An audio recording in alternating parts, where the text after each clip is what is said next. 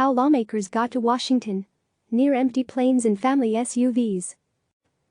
With members of the House rushing from their home districts back to Washington, D.C. to vote for the first time in weeks Thursday, concerns about travel in the middle of the pandemic altered many of their typical travel patterns.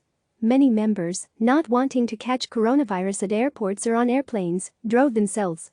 Democratic Representative Dan Kildee drove alone for 8 hours from Michigan to D.C., a spokesman told CNN.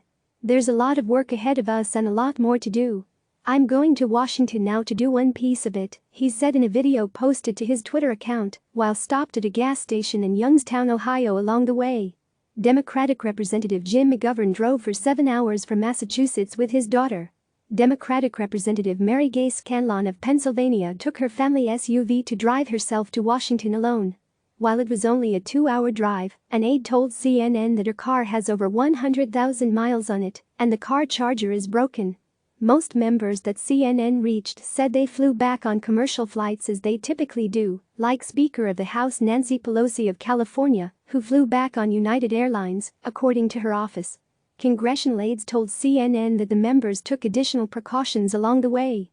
Democratic Representative Debbie Dingell of Michigan flew with a large container of Clorox wipes, multiple pairs of gloves and hand sanitizer in her purse. "We're ready for this trip," she said, her voice muffled though a mask, as documented on fellow Michigan Democratic Representative Rashida Tlaib's Twitter account. "We change gloves after we've been through, we wash our hands." Dingell traveled on a commercial flight, her office confirmed to CNN.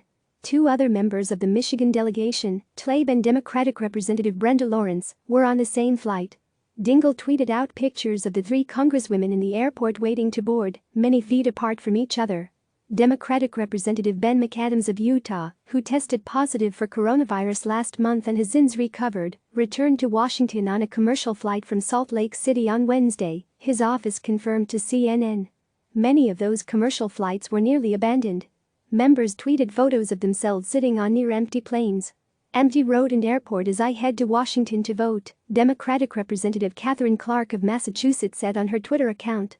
"Grateful to my fellow passengers for wearing masks and the incredible airline crew and airport staff for helping us travel safely."